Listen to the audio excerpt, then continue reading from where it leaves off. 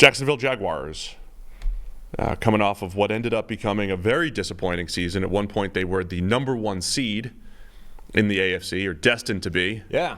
More than halfway through the season, and then collapsed down the stretch. Did not make the playoffs, and got some things to figure out here. Biggest free agents, though, Calvin Ridley and Josh Allen, the edge defender. Now, Ridley, the thing we're trying to figure out, and I don't know what's going to happen between now and record time, if they sign him today, they owe the Falcons a second-round pick. They have a conditional second-round pick, which was based off Calvin Ridley being on the roster at the start of the new league year. So if they re-sign him before the league year, the Falcons get a second-round pick from Jacksonville. If they do not sign him before the league year, it becomes a third-round pick, or it stays as a third-round pick for the Falcons. So I think the Jags are trying to work something out here, if they want Ridley back, to wait right after free agency starts officially and then make an offer and go from there. So they effectively are gambling the difference between a second and a third-round pick versus the difference in money by exposing him to the open market. Interesting choice of words. Gambling. It's what it is, right? That's why we're in this mess. That's why we're Calvin Ridley is gambling. Yeah. I'm just saying. But that's what they're weighing. Yeah. I'm torn on Ridley. Like he was the top option for the Jags last year. He was their number 1. I don't think that he has shown that he is the number 1 carry the offense type. No, I mean, he's a player that I think they would like to bring back, and I think he would be good to be brought back, but it all comes down to the cost, right? And now it's complicated by the fact that it's not just the cost, but you're actually disincentivized to do it because you get a better pick if you wait and it's cheaper. So I feel like with those two things put together, it's unlikely they re-sign him before the league year. And then I think my issue here, remember 2 years ago in free agency, they spent a ton of money on Christian Kirk, over $18 million APY. Right. And they have over $13 million invested in Evan Ingram per year at tight end. He's been a nice tight end for them.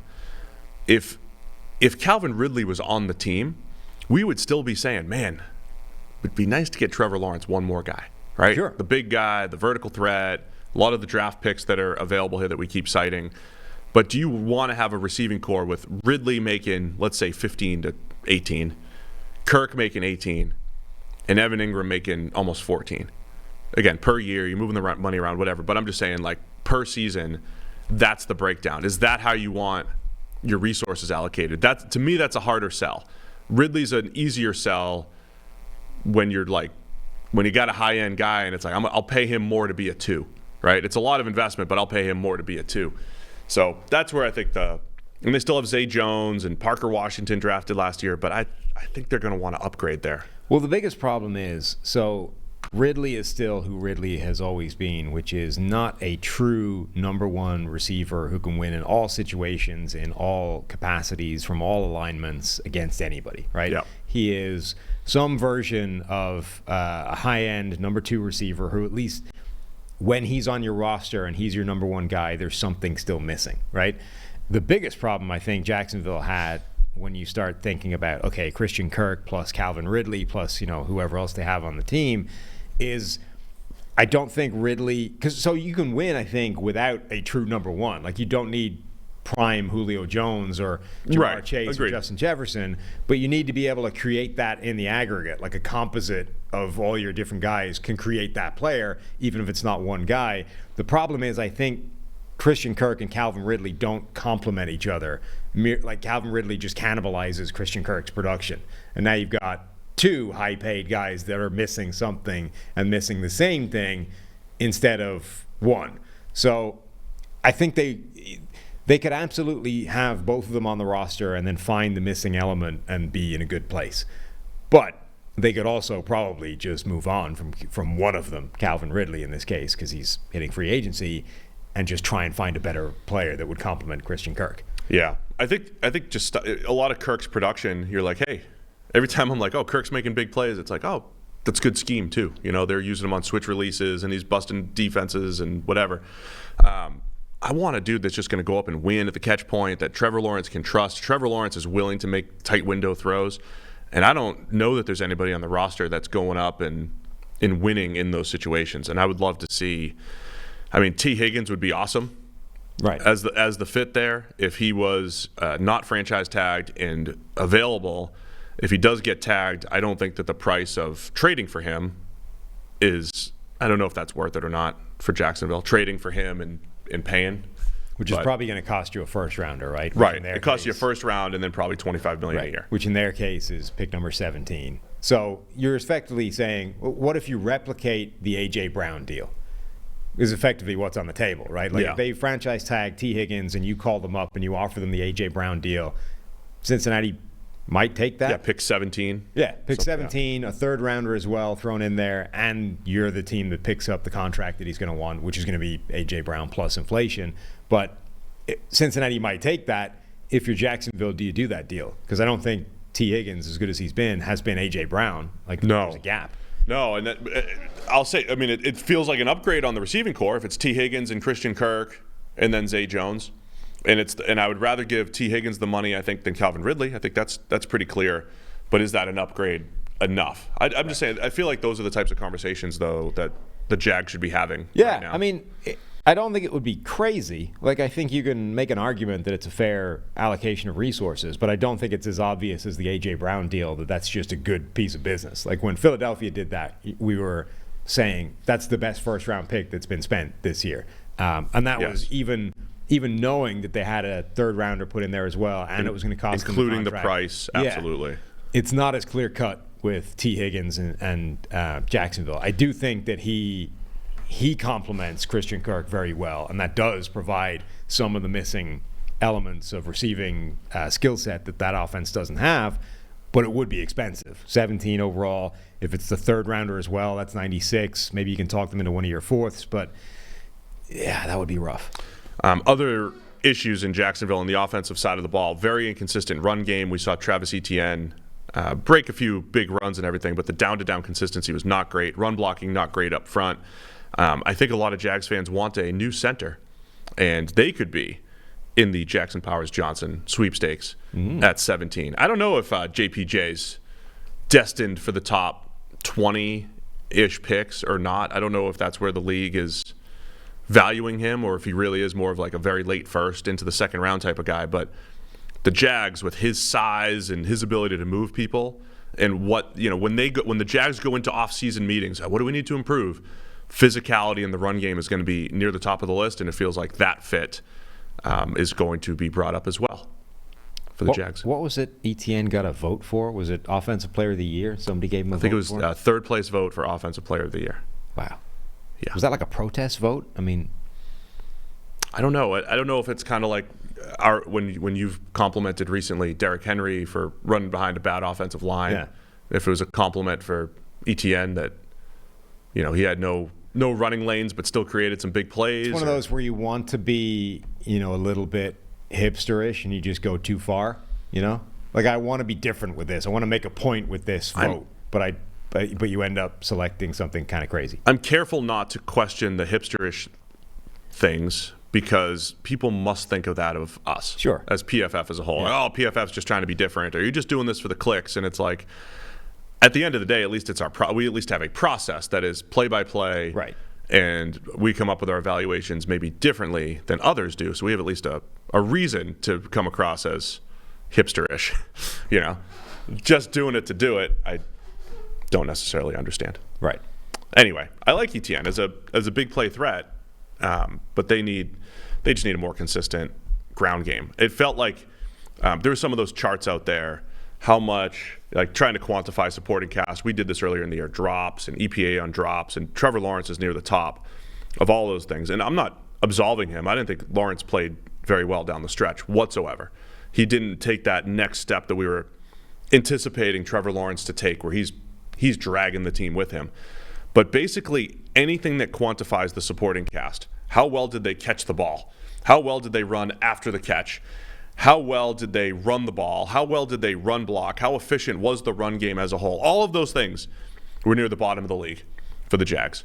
So as much as I love to talk about the high-end receiver, and I do think that solves some problems, they got to do a better job up front. They got to be more efficient running the ball, and all of the pass catchers need to do a better job generally. So Yeah, Trevor Lawrence wasn't great, but he was significantly better, I think, than A, the general perception, and B, a lot of his stats are going to look like because of so many bad receiver plays and a bunch of other things. Like the discourse on Trevor Lawrence is going to jump the shark at some point this offseason pretty hard.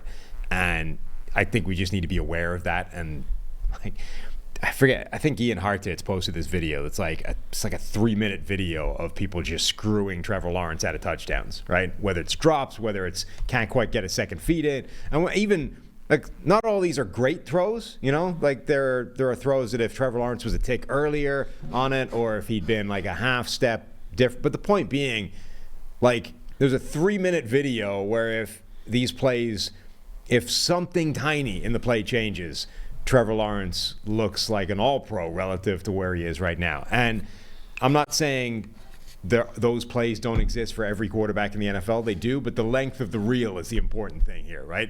Not every quarterback has a 3-minute reel of those plays that completely change the circumstance. So you can argue that Trevor Lawrence has been a disappointment relative to, you know, greatest quarterback prospects since Andrew Luck, Peyton Manning, John Elway conversations. But I don't think you can argue that he isn't still the guy and he isn't still very good. And if you give him enough help, he can take Jacksonville where they need to go. I will say that he's graded in the high 70s over the last couple of years. That was Andrew Luck's peak from a PFF grading standpoint, right, in his first 4 or 5 years. He was in the high 70s. Now, the other part of the context there with Luck was it did feel like he was playing behind a bad offensive line pretty consistently. And, yeah, pretty good pass catchers, but not great. Defense was never great. It did feel like he had that ability to carry the team, right? Sure. And so he was putting a lot of the team on his back. And I do think Lawrence had spurts of that in 2022, was missing some of that. But I do think the down-to-down consistency has been similar to Luck. And then Luck, I think, figured it out, but at least from a grading and production standpoint, he figured it out right before he retired, which was years 7 or 8. Right. 7 and 8, right, of Luck's career. So I think those comparisons are fair at this point. Jags are right in the middle of the pack as far as money goes and cap space and everything. Let's go to the defensive side of the ball. I know they invested in Trayvon Walker. He has not been, I don't care what the sack totals say, or ESPN's pass rush win rate. Our numbers say he has not been a great pass rusher to this point and not a great run defender to this point. I think there's a perception that he's an elite run defender. I think as a rookie, he did some really nice job. Like when he's head up on a tight end, he beats him up and makes plays. But he has not graded well, has not been a factor. Josh Allen has been a factor. I think they're going to do everything they can to keep him in the building, but they need another piece in there. And Trayvon Walker can be a fine, rotational player. Maybe he'll develop, what have you. But even beyond that, Caleb Von Chason and Dwayne Smoot, they're going to be free agents. They need pass rushers in Jacksonville. I think that was very evident in several of their games last year. Yeah, sure. And they've been, Caleb Von Chason was a first-round pick. He's been a total bust. There's whatever about the conversation surrounding Trayvon Walker. Caleb Von Chason has just been a disaster as a pick. That hasn't worked at all. He'll be gone. Trayvon Walker, the story on him is the same, right? He was the number 1 overall pick. He was literally the most athletic and sort of put together physical specimen as an edge rushing prospect that the game has ever seen come into the league. He was also not a good football player coming into the league. And the question was, how long is this going to take to develop? Now, that's being thrown into some sharp contrast by the fact that Aiden Hutchinson is now an all-pro caliber edge rusher, right? Which was the alternative. You had the choice, Trayvon Walker or Aiden Hutchinson. And they chose the guy with the perceived higher ceiling. Well, right now, Aiden Hutchinson's ceiling has already been shown to be borderline all-pro type play. Walker is so far removed from that, wherever you think he is right now. So he needs to show that he can bridge that gap and get somewhere near that. Otherwise, that pick is a mess. But I agree that they need edge rushers. I'm curious how they view somebody like Walker, because you can look at this sort of, Trayvon Walker, Josh Allen, Caleb Von Chason, these are all first-round edge rushers, right? Only one of which right now is worked out, and now you're going to have to pay to keep him around because he's a free agent. Do they look at that the way the Vikings did years ago, where they had a succession of first-round edge rushers, none of whom worked out, and they just went, all right, trade everything for Jared Allen and just fix it, right? 2 first-round picks, Kansas City, pay him, get in a top-tier edge rusher because we need one. And by that I mean, you could entirely excuse them going back to the well and drafting another first-round edge rusher because they need him. Or do they go, look, our record isn't great at that, so why don't we go and spend some money in free agency and actually bring in a guy that we already know is good? You could easily see the Jags and fans convincing themselves. Walker had 5 sacks in his last 4 games. And when he was drafted, the 2 guys we said to keep an eye on, to keep an eye on with his development were Rashawn Gary and Danielle Hunter.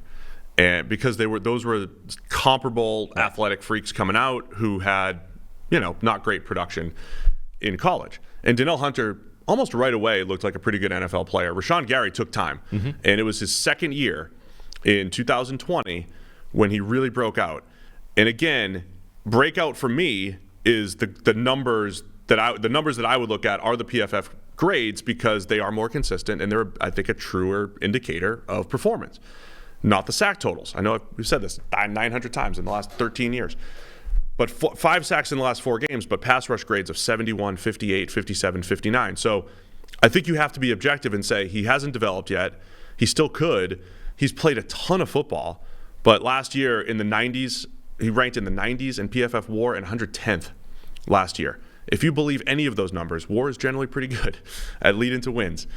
Then I think you have to cut down on his workload and get somebody in there. And I do wonder if but I don't think they have the money to re-sign Josh Allen and bring in a Danielle Hunter. Right. So is it back? It might be back to the draft at pick 17. And again, if the Latu's there at 17, I think he's immediately a better pass rusher than Trayvon Walker. Yeah. Next year. But he's also upgraded. He's also the antithesis of Trayvon Walker. Like the guy that made the decision to draft the best football player. Right, to draft Trayvon Walker over Aiden Hutchinson is under no circumstances drafting Latu in the first round. I would bet a lot of money on that. Unless it was just Trent Baalke not wanting to draft a guy from Michigan and Jim Harbaugh because of their rifts through the years. That's even more insane. That's not great. Anyway, Baalke's also got a history of chasing like stupid athletes. He does. So I would be amazed if that happened. Now, going back to the well and getting a first-round edge rusher, I wouldn't be crazy. Wouldn't be nuts. But specifically drafting Latu, I think would be nuts. So of the first-round edges, by the way, when I say nuts, it would be the right move. But nuts in terms of there's no way they're going to do that. Like if Jared Verse is there, I would take him. That's a lot more likely. Latu, yes. I would take him. Chop Robinson, if he's around in the second, maybe. Dallas Turner, I could see them taking. I don't know where Chop ends up. He was 21st on the consensus board last time I printed and laminated this thing. But a lot of people have him going more late first or into the second. Yeah. Either way, I think because they're going to have to pay Josh Allen, and they're probably going to let Trayvon develop a little bit here, I don't know that they could spend a ton of money. I don't know if they can go do the Danielle Hunter thing or Brian Burns or anything from a financial standpoint. But let's assume that they're going to give Trayvon Walker as much time and space to develop as possible. And actually what they're looking for is a replacement for Kayvon Chason, whose workload got scaled down because he was so bad that he couldn't be on the field, right? Let's instead say we're going to get our version of Kayvon Chason, who can play 500 snaps, and therefore we can scale down Trayvon Walker's workload a little bit and kind of concentrate on coaching him up as we go. Then maybe you're not in the Danielle Hunter market, you're in the Josh Uche market, a guy who can come in and be a designated pass rusher and ease the workload of somebody like Walker. I like that. Let's play that game. What else for Jacksonville? They don't have too many starters. Josh Allen's the only starter hitting free agency. They have a couple backups on the defensive side. But I think going back to the offense really quick too, interior offensive line, Brandon Scherf getting older. Right. You mentioned Fortner struggling. They've got a hole at left guard where they tried to bring in Ezra Cleveland late. I mean, that's got to be a spot too, and probably rounds 2, 3, 4 where they're keeping an eye on those players. They have an interesting line where Anton Harrison was a rookie last year. He's going to be there long term going forward, but they've invested resources into it, but there's literally not a spot on that offensive line that couldn't be upgraded if they found the right player. So I would imagine they are in the market for any and all offensive linemen if the price is right. I think it's another team where it's both lines Trenches need help. Pass rush, as we mentioned. Offensive line generally. I think any team that needs all the offensive line help, I keep pairing them with Graham Barton from Duke, just because I think he's got that positional versatility. He could be a lot. The NFL likes him as a center. Played tackle at Duke. Could play guard. Trey Fontenot from Washington played tackle. Projected to play guard. I mean, they could be a team that doubles up on the offensive line too with their first 2 picks, and it tries to shore that up. But I think there's probably one big move to be made, and even beyond Josh Allen, but it's going to be a little bit tight cap-wise, I think, to make the 2. But it's Josh Allen plus splash move at receiver, splash move on the defensive line, potentially, and that's it. Yeah. So I think they really need well to focus on the offensive line a lot. If they can, bring in a Josh Uche as a sort of designated pass rusher, I think that kind of keeps them set at edge rusher, so they don't need to chase it in the first round. They could still add one. They've got second rounder, they've got a third rounder, 2 fourths. But the offensive line is where I would be throwing a lot of my time and resource. Yeah, when you start to break it down, we're getting into whack-a-mole territory here with this roster. Four out of their 5 starters in the secondary head into the last year of their contract, including both safeties, Darius Williams at corner, Tyson Campbell at corner. So trying to get young at several positions here and trying to get impact players at receiver and on the defensive line, good enough players on the offensive line. There's a lot to do here in Jacksonville this offseason. And by the way, if they're a team where, let's assume for a minute Calvin Ridley leaves, as opposed to them bringing him back, and they don't do that T Higgins deal that we talked about before. I mean, they're in the market in the draft for a T Higgins type of wide receiver, which, as we said, is a strength of this draft. So yes, if you're looking at second or third round for guys like that, there'll be options. Maybe A.D. Mitchell lasts that long to the second round. Keon Coleman, who you don't like and I do like, despite myself, might be an option there. Tez Walker would be an option. Xavier Legette is a weird receiver because, what was he was listed as 6'3", 227 and ended up measuring at 6'1", 225 or something like that. He's another guy where there's a lot of reasons to be scared, but he's really good at the catch point. He's got that T Higgins thing of it. I hate saying that. We've cautioned against this for years, right? If the first thing you're saying about a guy is his contested catch skills, it's giant red flag and reason to stay the hell away from it. Also a older, 1-year wonder, late breakout type of guy. Those don't always work out great at receiver. But he is so good at the catch point. Now, to be fair, right, Drake London, the first thing you would say about Drake London is his catch point skills, and he's been good in the NFL. So it's not like a total. I liked how shifty he was for right, but it wouldn't guy. have been literally the first thing every single human being would have said about Drake London is the dude's a catch point savant. And then you would get to, but he can also move, he's not, then you would get to the reasons he's not. Just that. Yeah, the Stanford guy with the weird name. Oh, J.J. Arcega-Whiteside. Then you would get to the reasons he's not Arcega-Whiteside, right? I feel a little bit similar in about Legette in that the first thing you're going to say is the dude's contested catch skills are insane, right?